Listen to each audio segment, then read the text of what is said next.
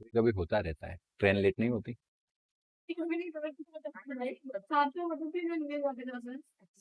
तो आप 7 बजे का टाइम दो ना।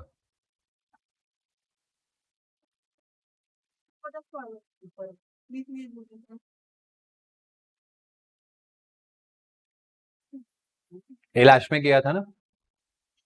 देखो चलो फटाफट ध्यान दो और अच्छे से कैल्सी यूज करो, नहीं तो अभी वो देखा था ना, 12th में जाके प्रॉब्लम हो जाएगी। वो ढूंढ रहा था कि 10 के पावर को मैं कैल्सी में कहाँ करूँ। ओके, तो कैल्सी में नहीं करना है, वो दिमाग से करना है 10 के पावर को हैंडल। ओके चलो, ये सेकंड चैप्टर के न्यूमेरिकल में जाके उसको डाउट आया, तो मैं सोच रहा हूँ कि उसने फर्स्ट चैप्टर कैसे पास, कैसे, हाँ हाँ बोला, 10 का पावर कैल्सी में डील नहीं होता है। ओके, नंबर्स होते हैं। आगे बढ़े। The temperature of the two bodies measured by the thermometer. Thermometer से दो बॉडी के टेम्परेचर हम क्या कर रहे हैं, मेजर कर रहे हैं। तो T1 आपको मिला 20 डिग्री सेल्सियस प्लस और माइनस 0.5 डिग्री सेल्सियस। ओके, और दूसरा आपको मिला 50 डिग्री सेल्सियस प्लस और minus 0.5 degree Celsius. Calculate the temperature difference and error in their, error their in मतलब कि उनके अंदर कितना एरर होगा डिफरेंस के अंदर। तो हमें T2 माइनस क्या करना है, T1। तो एक्चुअली में रियल वैल्यू कितनी है, 50 एंड 20, तो 50 minus 20 that is equal to, जब हम एडिशन या सब्सट्रैक्शन करते हैं तो एब्सोल्यूट एरर का समेशन होता है, पता है ना, वो delta Z equal to plus और माइनस, स्ट्रेट बैठो, स्ट्रेट स्पाइनल कॉर्ड एकदम सीधा होना चाहिए मनदीप जी, गुड। ओके, तो द थिंग इज व्हाट कि हमने रूल्स ऐसा पढ़ा था कि एडिशन एंड सब्सट्रैक्शन के अंदर एब्सोल्यूट एरर का समेशन होता है, delta Z equals to plus और माइनस डेल्टा ए प्लस और माइनस डेल्टा बी। चार केसेस थे, plus delta A plus delta B, plus minus delta A minus delta B, plus delta A minus delta B, minus delta A plus delta. But हम error तो maximum ले लेंगे ना, इसलिए हमने plus delta A plus delta B लिया था, याद आ रहा है। तो जब हम एडिशन या सब्सट्रैक्शन करते हैं रूल क्या है, एब्सोल्यूट एरर का समेशन, आया समझ में। बट जब हम मल्टीप्लीकेशन डिवीजन करते हैं, रिलेटिव एरर का summation give you relative error, and absolute error का समेशन आपको क्या देगा, एब्सोल्यूट एरर। आया समझ में, हाँ या ना। ओके, सो देखो listen carefully, 50 minus 20 how much degree, 30, delta T1 delta T2, delta T1 0.5 delta T2 0.5 how much. तो finally true value error, true value कितना आया 30, एरर कितना है 1 डिग्री सेल्सियस। क्लियर हुआ, यस और नो, हाँ या ना। देखो यहाँ पे टेम्परेचर को वापस 2 एक्स्ट्रा भी दिए है, आपने एक्स्ट्रा वाले किए घर से, मजा आया कि नहीं आया, डाउट है लाओ।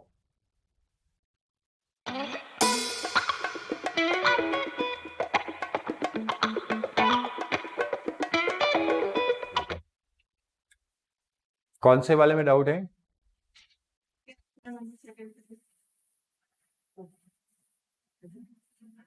ए वाले में क्या आंसर,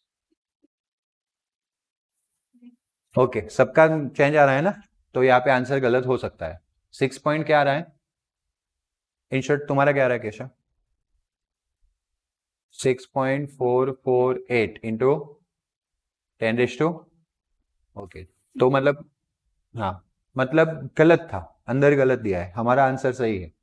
तुमने किया मनदीप, हाँ या ना, रह नहीं गया, छोड़ दिया है, रह नहीं जाता, छोड़ दिया जाता है। भव्या क्यों, अनिल अंबानी को बुलाना है या मुकेश अंबानी को बुलाना है काम करने के, या फिर वो आनंद सर को बुलाए, क्या है, रह नहीं जाता, छोड़ दिया जाता है। आया समझ में, आया, रहता तो किसी से नहीं है। ओके चलो वापस, अभी हमने एरर का समेशन देखा था, मतलब एरर का कॉम्बिनेशन देखा था इन टर्म्स ऑफ डिफरेंस, है या ना। कोई भी डिफरेंस में एरर का डिफरेंस नहीं लेगा, एरर ऑलवेज ऐड होती है।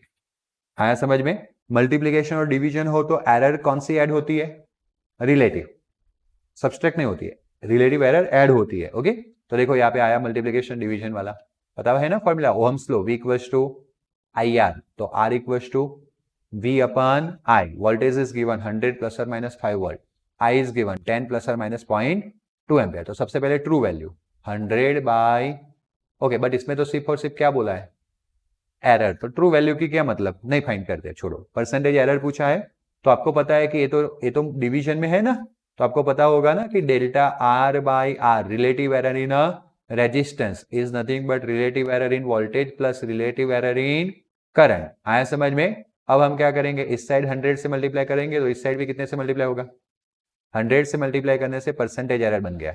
क्या बन गया, परसेंटेज एरर। यहाँ पे डेल्टा वी कितना है 5, वी कितना है 5/100 आ गया। डेल्टा आई कितना है 0.2 और वो कितना है 10, तो 0.2/10 आ गया। आया समझ में? इनटू क्या करना है 100, तो 5/100 0.05, 0.2/10 0.02 इंटू 100, ये दोनों का ऐड करेंगे तो 0.07 इंटू 100, हाउ मच परसेंटेज, 7%। आया समझ में? आया ना? ओके। 2 रजिस्टर्स, कोई भी डाउट हो तो पूछते रहना। 2 registers of resistance, listen carefully. R1 equals to 100 plus or minus 3 ohm and R2 equals to 200 plus or minus 4 ohm are connected in a series connection and second time parallel connection. पहले series connection, then कौन सा connection, parallel connection। आया समझ में? तो आपको क्या find करना है, फाइंड द इक्विवेलेंट रेजिस्टेंस। क्या फाइंड करना है, इक्विवेलेंट रेजिस्टेंस। तो दोनों रेजिस्टेंस में क्या है, मेजरमेंट में एरर है, तो अगर हम फॉर्मूला के through parallel and series resistance find करेंगे तो उसमें भी क्या होगी, एरर होगी। Okay, find equivalent resistance, series combination as well as parallel combination. Use R equals to R1 plus R2, वो उनको पता है, 10th के बाद आप 10th तक की याद रखते हो, भूल गए हो इसलिए फॉर्मूला दे दिया है R equals to R1 plus R2, but मैं नहीं दूंगा या और कोई एग्जामिनर्स या पेपर सेटर नहीं देंगे, आपको याद रखना है। सीरीज में R equals to R1 plus R2 और पैरेलल में 1/R equals to 1/R1 plus 1/R2। आया समझ में? ओके। अब उनको पता था कि ऐसे वाले रिलेशन में इश्यू है। इसमें क्या इश्यू है पता है, अगर सीधा समेशन होता तो टेंशन है, इसमें पहले रेसिप्रोकल है। रेसिप्रोकल है तो मतलब कि डिवीजन वाला भी रूल लगेगा, इसलिए उन्होंने एरर का सीधा फॉर्मूला निकाल के ही दिया है, delta R dash upon R square equals to delta R1 upon R1 square plus delta R2 upon R2 square. इससे क्या होगा, डेल्टा R1 डेल्टा R2 तो हमें पता है ना, डेल्टा R1 डेल्टा R2 पता है ना, R1 R2 पता है ना, मतलब कौन सी साइड पता चल जाएगी, राइट हैंड साइड। और अगर हमें 1/R डैश ढूंढना है तो हम ट्रू वैल्यू R1 R2 लेके ढूंढ सकते हैं, तो आपको कौन सा पता चल जाएगा, R डैश स्क्वायर, तो R डैश स्क्वायर उधर चला जाएगा तो आपको डेल्टा R डैश मिल जाएगा। आया समझ में? तो पैरेलल में एरर कैसे फाइंड करना है उसका एक स्टेप दिया गया है। JEE होता ना तो ये स्टेप नहीं होता, ए नहीं दिया जाता, वो खुद ढूंढना पड़ता। क्या करना पड़ता, खुद ढूंढना पड़ता। आया समझ में? आया ना? तो ढूंढना नहीं है, हम डायरेक्ट याद रख लेंगे, 1/R वाला रिलेशन होता है ना, तो क्या हो जाता है delta R upon R dash square. Okay चलो, इक्विवेलेंट रेजिस्टेंस, पहले सीरीज कनेक्शन को डील करते हैं। तो इक्विवेलेंट रेजिस्टेंस दोनों का एड अप करेंगे तो ट्रू वैल्यू कितनी है देखते जाना, ये हाथ पे बहुत फोकस बना के रखना, ये कहाँ कहाँ घूम रहा है स्क्रीन के अंदर, घुमा ध्यान रखना। 100 एंड दूसरा कौन सा है 200, 100 प्लस 200 हाउ मच। अब डेल्टा R का एड अप करना है तो 3 एंड 4 टोटल एड अप करेंगे तो हाउ मच 7, तो 3 plus 4 how much omega 7 omega. R dash equals to RS plus और माइनस डेल्टा RS, तो RS कितना है 300 और प्लस और माइनस डेल्टा RS कितना है 700। सीरीज का तो खत्म हो गया फटाफट से। मेन बात है पैरेलल, तो पैरेलल में आपको पता है ना 1/R1 प्लस 1/R2, तो अल्टीमेटली वो कैसे होगा 1/RP equals to 1/R1 plus 1/R2। LCM लेंगे R2 into 1 plus R1 into 1 R1 और नीचे फिर रेसिप्रोकल करेंगे तो ये आएगा R1 R2 और R1 प्लस R2। इसको रेसिप्रोकल करना पड़ेगा ना, 1/RP है, मुझे RP चाहिए तो इधर भी उल्टा करना पड़ेगा, तो R1 R2 ऊपर R1 प्लस R2 नीचे। ट्रू वैल्यू 100 200 100 प्लस 200, तो 100 प्लस 200 300, तो पहले आएगा आपका कितना, ऊपर आएगा 20,000, नीचे आएगा 300, 220 क्या हो जाएगा, तो 200/3 कितना आंसर आ गया 66.7 यानी 66.7। गॉट इट ना? अब वो वाला फॉर्मूला हमें उन्होंने तुरंत बना के ही दिया है, तो हमें बनाने की जरूरत नहीं है, बराबर। बट सर ये आया कहां से, अभी तो समझना पड़ेगा ना। तो ये आया है 1/r के इंटीग्रेशन सॉरी डेरिवेशन से 1/r। नाउ लिसन, 1/r को क्या बोलते हैं? r का कितना पावर बोलते हैं? -1। क्या बोलते हैं? -1। ओके, अब इसका हमें डेरिवेशन करना है। क्या करना है? डेरिवेशन। तो डिफरेंशिएशन भी बोलते हैं डेरिवेशन, वैसे वो थर्ड चैप्टर में आया, हम पढ़ रहे हैं अभी सेकंड चैप्टर। बट अभी आ गया ना, मैंने थ्योरी थर्ड चैप्टर की पढ़ाई ना, तो मैंने बोला कि डिफरेंशिएशन में कुछ कुछ बातें आएगी, जब जब कोई फॉर्मूला आएगा तो मैं आपको सिखाऊंगा, जिसको आपको क्या करना है? याद रखना है। ओके, तो देखो पहला फॉर्मूला आपको सिखाता हूं। d/dx, x के रिस्पेक्ट में डेरिवेशन। कौन से फंक्शन का? मानो कि x का कितना पावर है? n power. कितना पावर है? n। तो आंसर इज, बोलो बेटा, जय। पक्का? थोड़ा सा गलत है।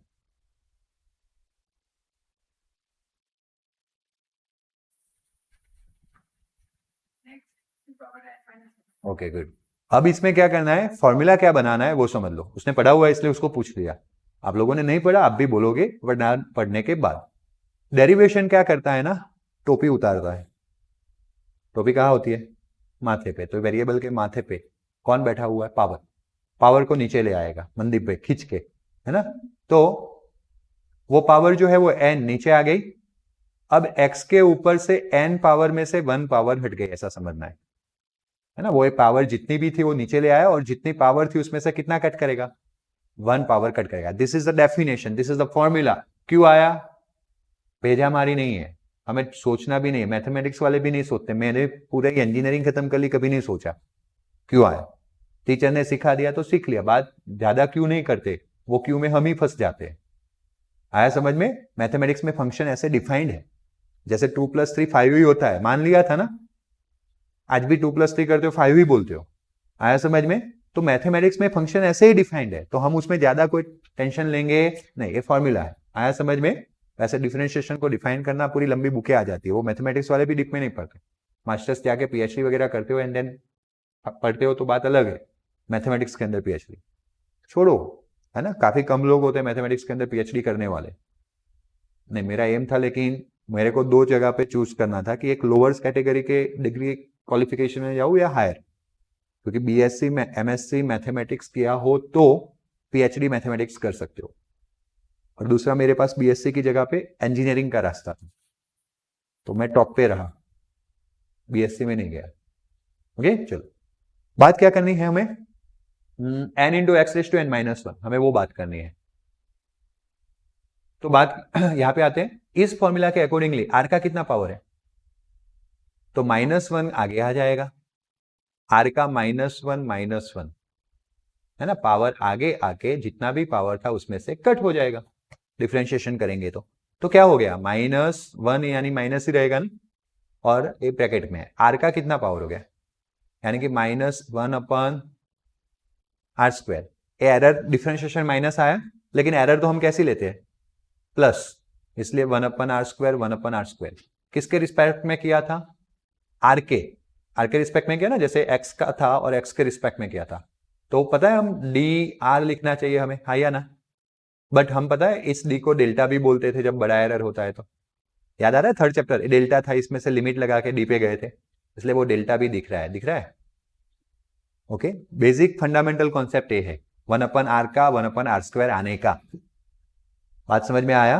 कल उठ के अगर ऐसा कोई फंक्शन जानबूझ के दे दे 1/z = 1/a² plus 1/b², where a = 2 ± 1 और b = 3 ± 1, ऐसे कुछ दे दे, तो आपको a² और b² दिया गया है, तो आप a का पावर कितना लोगे? सॉरी -2, -2 को कहाँ लाओगे? आगे। -2 माइनस क्या करेंगे? 1, तो -2 a का पावर कितना हो गया? -3, तो -2/a³, तो डेल्टा a/a³, 2 तो रहेगा ही रहेगा, प्लस 2 डेल्टा b/b³ और a प्लस कर देंगे। जैसे यहाँ पे डेल्टा r/r² आया, वैसे वहां पे क्या आएगा? 2 delta a/a³ and 2 delta b/b³। आया समझ में? आया समझ में कैसे डिराइव करना है, हाँ या ना? ओके, मैंने बहुत एडवांस सिखा दिया जो जी तक काम आ सकता है। ओके, बाकी हमारे लिए तो अभी ये दिया है, उनको पता है, वो और गुजरात बोर्ड के बच्चे हैं, ये दे दो, तो हमने दे दिया। ओके चलो दे दिया, तो हमने एक काम कर लेना है फटाफट से। अब देखो ये आरपी के स्क्वायर से हम यहाँ पे ले जाएंगे तो मल्टीप्लाई कर देंगे दोनों को। आप दोनों को साथ में भी कर सकते हो या पहले इसको सॉल्व करके बाद में एक ही बार मल्टीप्लाई कर सकते हो, बट उन्होंने जैसे किया है देखे तो आरपी का स्क्वायर डेल्टा आर का वैल्यू R1 का स्क्वायर, आरपी का स्क्वायर डेल्टा R2 का वैल्यू R2 का स्क्वायर। Use कैलसी fast 66.7। देखो कैसे करना है, शॉर्टकट यूज करवा रहा हूं। 66.7 किया press, okay into equals to कर दो, इनटू दबाना है फिर इक्वल्स टू, तो स्क्वायर हो जाता है। क्या हो जाता है? स्क्वायर। इनटू 3 डिवीजन में 100, डिवीजन में अगेन 100। ओके हाँ 2 बार है ना, स्क्वायर है इसलिए डिवीजन में 100 में आपको हैबिट ये लगानी है 1 के बाद 00 वाला बटन प्रेस करना है। ओके चलो क्लियर हुआ, ये आंसर आया 1.334667 आया। ओके लाइकवाइज आपको घर पे जाके करना है 66.7 स्क्वायर इंटू 4 ओवर 200 ओवर 200, तो कितना आंसर आएगा? 0.444889। ये दोनों का समेशन 1.779556। अब अप्रोक्सीमेटली हाउ मच?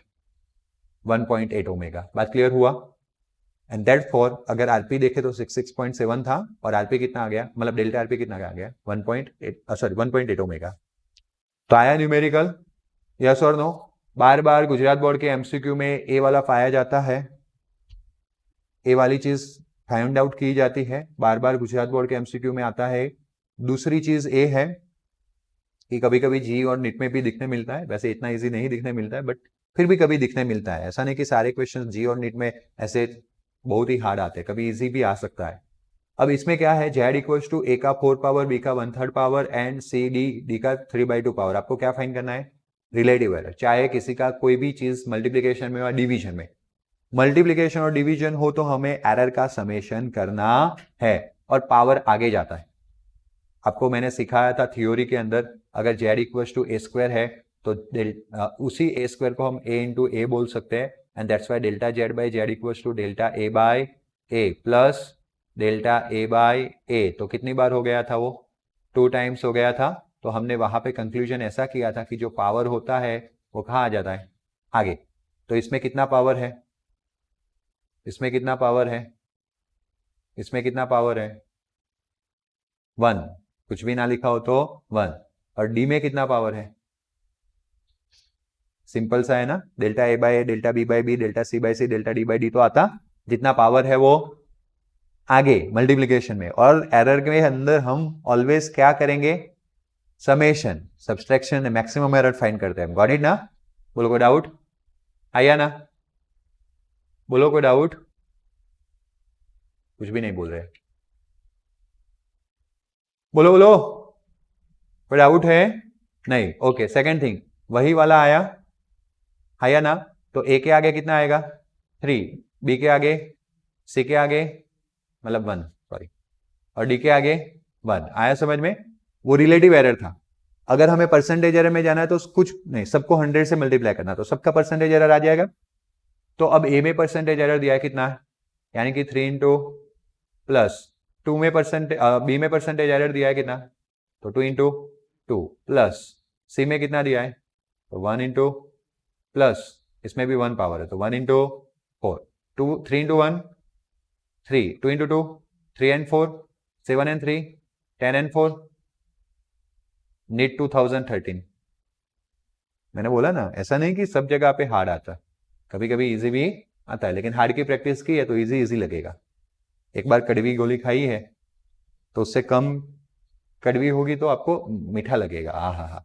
एक बार अगर आपने करेला खा लिया, करेला उसका जूस पी लिया, तो उसके बाद आपको वाटरमेलन का जूस कैसा लगेगा? आप सोचो कितना मस्त लगेगा, है ना? उसके बाद मजा बढ़ जाएगा, तो ट्राई कर एक बार। ओके चलो, time period of oscillations of simple pendulum t equals to 2 pi under root l by g। वैसे याद रख लो, बाकी ग्रेविटेशंस में तो प्रूव करना ही है, ग्रेविटेशंस तो छोड़ दो। ऑसिलेशन वाला चैप्टर नंबर 14 उसमें तो प्रूव करना ही है। Measured L is 20 centimetre. जो स्ट्रिंग थी उसकी लेंथ कितनी मेजर की गई? 20 centimetre. Known to 1 mm metre scale से मेजर किया होगा। मीटर स्केल में एक्यूरेसी कितने तक का रहता है? 1 mm तक का। आया समझ में? And time for 100 oscillations of pendulum is found to be ऐसे करके पहले सेटल होने देना है, फिर 1 oscillation, 2 oscillation, 3 oscillation, 4 oscillation time measure करना है। ओके, या तो फिर 100 या ऑसिलेशंस नंबर कैलकुलेट करने और स्टॉप वॉच ऑन कर देना है। जैसे 100 ऑसिलेशन हो जाते हैं स्टॉप वॉच बंद कर देना है। तो कितना सेकंड आया? 90। 100 के लिए 90 आया, तो 1 ऑसिलेशंस के लिए कितना वो टाइम फाइंड करना पड़ेगा। कितना होगा? 100 के लिए 90, तो 90 1 के लिए कितना, तो 1 × 90 डिवाइड बाय 100।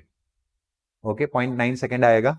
यस और no? That is the time period. एक ऑसिलेशन के लिए जब टाइम निकल के आता है उसी को हम क्या बोलते हैं?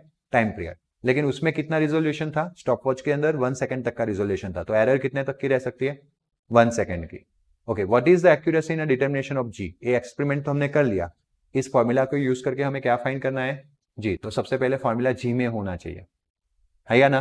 तो कन्वर्ट करने के लिए स्क्वायर रूट निकालना पड़ेगा, तो इसका स्क्वायर कर दिया, इसका स्क्वायर कर दिया, 4π², इसका स्क्वायर रूट निकल गया L/G, and therefore G equals to G ऊपर t² नीचे, 4π² L/t²।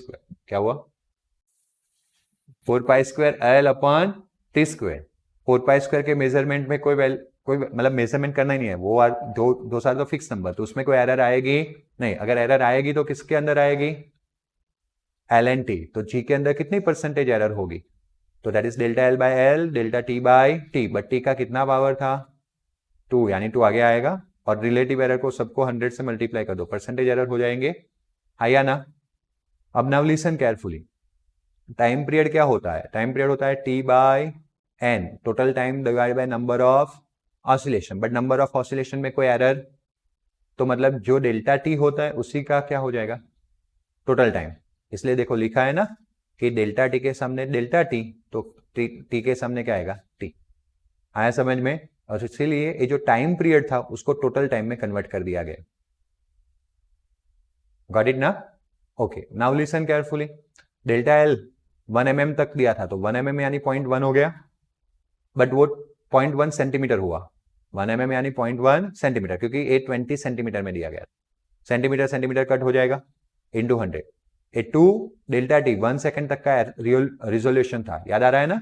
टोटल टाइम कितना लिया था? 90 सेकंड लिया था। आया समझ में? यस और नो? इंटू क्या आएगा? 100।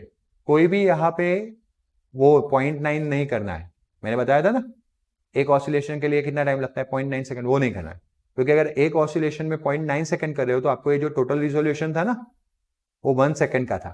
आपने वॉच से तो टोटल 90 सेकंड मेजर किया। लिसन, वो टोटल 90 सेकंड के मेजरमेंट में 1 सेकंड का एरर है। ऐसा नहीं पूछा, ऐसा नहीं है कि एक ऑसिलेशन का जो 0.9 सेकंड था उसमें कितना एरर है, वो तो आपको पता ही नहीं है। आपने टोटल कितना सेकंड मेजर किया, उसके अंदर कितना एरर है? 1। इसलिए हम एक ऑसिलेशंस के टाइम ΔT पे नहीं रहेंगे, टोटल टाइम कहां पे जाएंगे? स्मॉल t पे। आया समझ में? तो यहाँ पे 90 जरूरी है। तो जब आपने परफॉर्म किया होगा तो 10/20 0.5 आएगा। ओके, 10 इसीलिए बोला क्योंकि 0.1 निकाल दिया तो 10 हो जाएगा। या तो फिर अपने पास कैलसी है, कोई ज्यादा दिमाग तो यूज करेगा ही नहीं, 0.1 × 100 डिवाइड बाय 20 करेगा, कितना आंसर आएगा? 0.5। मेरे बोलने से पहले होके हो जाना चाहिए, तब मैं मानूंगा कि आप लोग अटेंटिव हो। ओके, चलो, हाँ, यस, आया ना? 2 × 100 डिवीजन में 90 किया भैया? कैलसी नहीं है ना? बताओ, नहीं है ना? 10 रुपीज। और किसके पास नहीं है? 10 रुपीज कल लेके आना। 20/90, अच्छा 200/90, हाउ मच? 2.2 आया। ये दोनों को ऐड कर लें तो 2.7 अप्रोक्सीमेटली। How much percentage? आपको वही पूछा था, what is the accuracy in the determination of G, मतलब कि जी के अंदर कितना एरर होगा, तो परसेंटेज एरर कितना आएगा? 3%। बात समझ में आ गई? हाँ या ना? आया ना समझ में भव्य? Each side of the cube is measured to be a 7.203 meter. What are the total surface area and volume of the cube to appreciate significant figure? Length of cube is L. आपको दो चीज find करनी है, एक surface area और दूसरा volume, but आपको इसमें एरर नहीं, किस पे फोकस करना है? सिग्निफिकेंट फिगर्स पे फोकस करना है। तो 6 × L², टोटल सरफेस एरिया होता है ना 6 side, 4 wall, ceiling and floor, 6 side हुए कि नहीं? एक का L², तो 6 का 6 × तो 6 इंटू एल कितना है? Do it.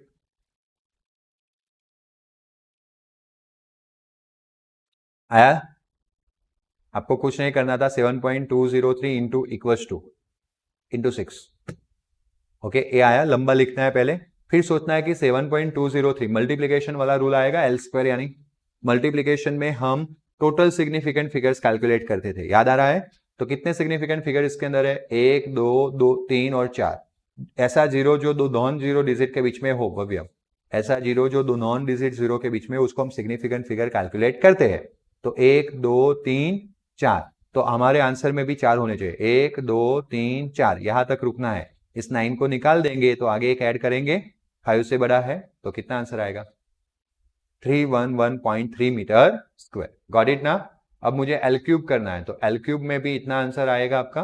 You can check it at your home, अभी नहीं करना है। तो इतना आंसर आएगा।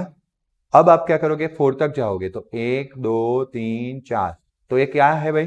1, जिसको ड्रॉप कर रहे हो, 1 which is less than 5 drop कर रहे हो, तो आप उसके आगे कुछ ऐड करने वाले नहीं हो। 373.7 मीटर क्यूब। बात क्लियर हुई? यस और no? Okay, then 5.74 gram of substance occupies how much centimeter cube? 1.2 centimeter cube volume. Express its density by keeping the significant figures in view. Again, mass upon, तो density, mass upon volume. Mass कितना है? 5.74. Density, volume कितना है? 1.2. तो this is the 4.87333 ग्राम पर centimetre cube. यहाँ पे भी यूनिट यहाँ पे लिख सकते थे, एंड देन लास्ट में वापस भी लिख सकते थे, metre cube and metre square. Okay, now listen carefully. यहाँ पे टोटल सिग्निफिकेंट डिजिट कितने हैं? 1 2 3। यहाँ पे कितने हैं? 1 2। मिनिमम कितने बोले जाएंगे? 3 या 2? 2। तो आंसर में कितने होने चाहिए? 2। 1 और 1 2, तो किसको निकालना रहा? 7। तो आगे क्या करेंगे? आगे क्या करेंगे? एक ऐड करेंगे। बोलो क्या आंसर आ रहा है? 4 पॉइंट, हाँ ओके। देखो उनका प्रिंटिंग मिस्टेक रहता है, इसलिए मैंने बोला ना यूज द कैलसी, और इसीलिए 4 पॉइंट क्या बनने वाला है? अब नीचे सही है, क्योंकि अगर आप इस 8 को निकालते हो विच इज ग्रेटर देन 5, तो आगे एक ऐड करना पड़ेगा, राउंड ऑफ के भी रूल्स लगेंगे। आया समझ में? आया ना? डायमेंशनल एनालिसिस वाले formula, let us consider an equation 1/2 mv square equals to mgh, where m is the mass, v is velocity, g is acceleration due to gravity, h is height. Check whether this equation is dimensionally correct or not correct.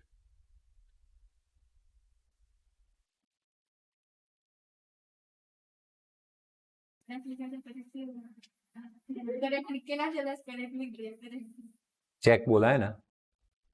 Okay, तो 1/2 mv square equals to mgh equals to के left hand side क्या है? 1/2 mv square। तो left hand side में पहले तो 1/2 आया, 1/2 is constant and that's why it is dimensionless. चलो फिर आएगा m, इसीलिए लिसन केयरफुली। अब लेफ्ट हैंड साइड में सिर्फ मास का क्या होगा? m1, 1/2 का तो लिखना नहीं है, डायमेंशनलेस बता दिया। फिर 1/2 mv स्क्वायर, v यानी L1 t -1 उसका स्क्वायर, तो m1 तो m1 आ गया, L1 का स्क्वायर मतलब L2 एंड -1 का स्क्वायर मतलब, तो लेफ्ट हैंड साइड का एमएलटी फॉर्मूला बन गया। राइट हैंड साइड पे mgh था, mgh, m for mass, g for acceleration, acceleration याद है ना, मीटर पर सेकेंड स्क्वायर, तो मीटर का क्या लिखूं मैं? L1, सेकेंड स्क्वायर का t-2। बात समझ में आ रही है ना? पक्का ना? ओके, और ये क्या लिखो? L1, क्या लिखो? L1। तो अब क्या करेंगे? L1 मिक्स हो गया, तो क्या हो गया? L2, m1 तो है ही और ये t-2 है, तो ये लेफ्ट हैंड साइड का और ये राइट हैंड साइड का दोनों सेम हो गए। दैट मीन्स की dimension of LHS equals to dimension of dimensionally correct. Got it? है ना? कल से प्लेस चेंज करने, तुम्हें पीछे जाना है, या थर्ड बेंचेस पे चले जाना, नहीं वो दोनों को आगे लाना पड़ेगा, है ना? चलो थोड़ा यहाँ पे फील्ड में आएंगे ना तो और थोड़ा एक्टिव हो जाएंगे दोनों, तो आप दोनों को आगे आना है और आप दोनों को पीछे जाना है। ओके चलो।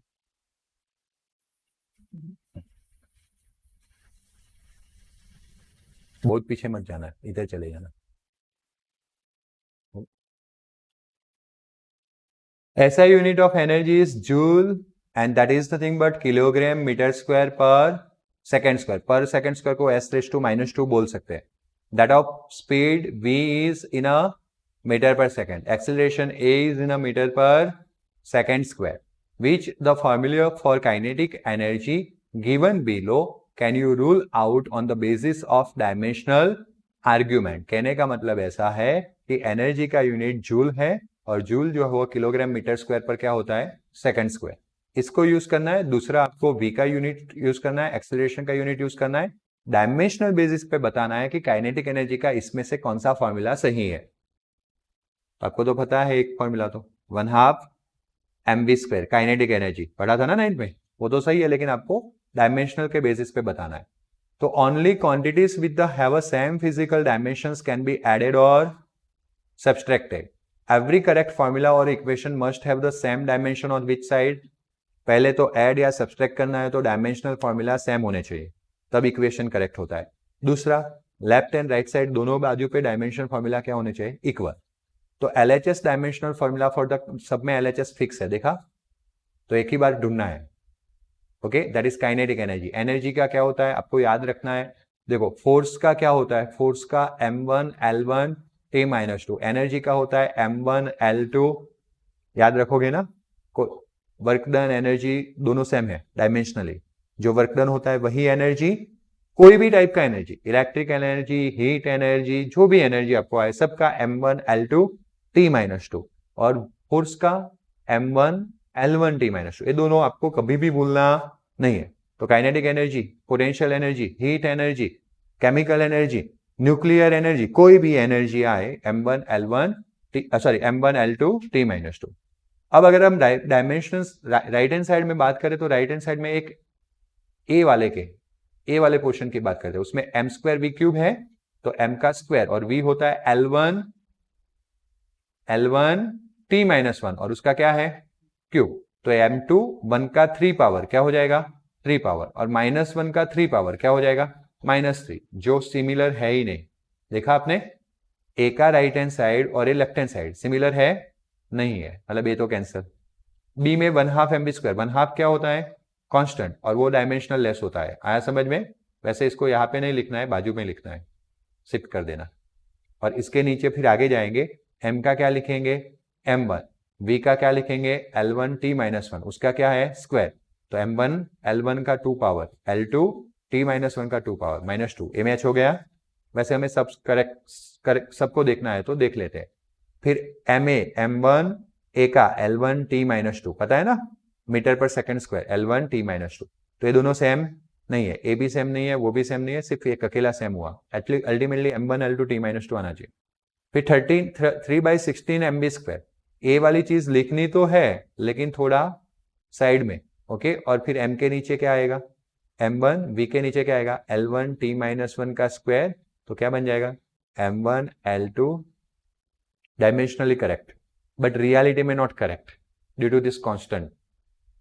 And this is the limitation of dimensional formula. वो कांस्टेंट के बारे में कुछ बताता नहीं है. आया समझ में. तो देखो m1 L2 T-2 आ गया, और E में फर्स्ट टर्म जो है,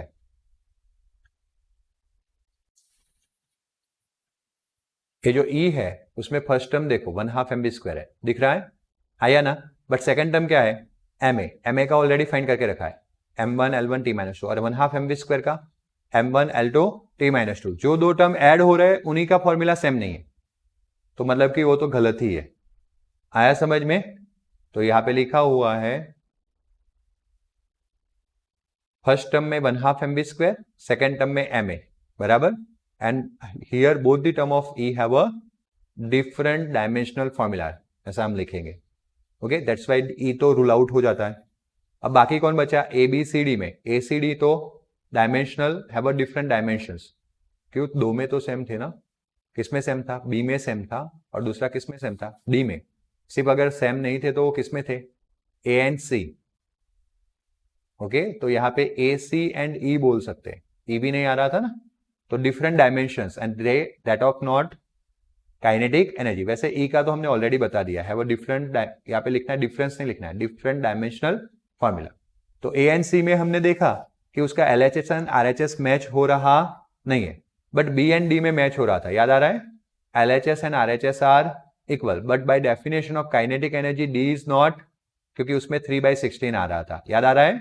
बट बी इज करेक्ट, क्योंकि आपको याद है उसमें फॉर्मूला में क्या आना चाहिए, 1/2। बात क्लियर हुई? यस और no? Last numerical. Okay, consider a simple pendulum. जैसे आपने H = I²RT फॉर्मूला बनाया था एग्जाम्पल में, मतलब थ्योरी के अंदर, एग्जाम्पल तो अभी मैं पढ़ा ही रहा हूं, तो वैसा एक दूसरा फॉर्मूला बनाना है सिंपल पेंडुलम वाला, having a bob attach to the string. उस वक्त भी मैंने बताया था कि हम ये वाला फॉर्मूला डिफाइन करेंगे। तो that oscillates under the action of force of gravity. Suppose that the period of oscillations of simple pendulum depends on what? Length, mass of bob, that is m, acceleration due to gravity g. Derive the expression for the time period using the method of dimensions. तो अगर मुझे पता ही नहीं है तो t is proportional to length का कितना power a लिखा था ना लेंथ, दूसरा क्या है मास, मास का कौन सा, मास की जगह पे उन्होंने पहले ग्रेविटी लिया, तो ग्रेविटी एक्सेलरेशन का कितना पावर b, और मास का कितना पावर c। जहां पे मुझे ABC पता नहीं है, कोई भी इंटीजर हो सकता है, तो मुझे उसको ढूंढना है। जब ये प्रोपोर्शनलिटी हटाते हैं तो k which is dimensional less constant, दोनों साइड पे डायमेंशनल फॉर्मूला को कंपेयर करेंगे। t का क्या होगा m0 L0 t1 time, k का कुछ नहीं लेंगे, लेंथ का L1 उसका कितना पावर है a, g gravitational acceleration, acceleration metre per second square, metre per second square यानी मीटर का L1 second square by t-2, और उसका कितना पावर है b, और दिस m यानी मास, मास का कितना पावर है c, 1 power and then c power.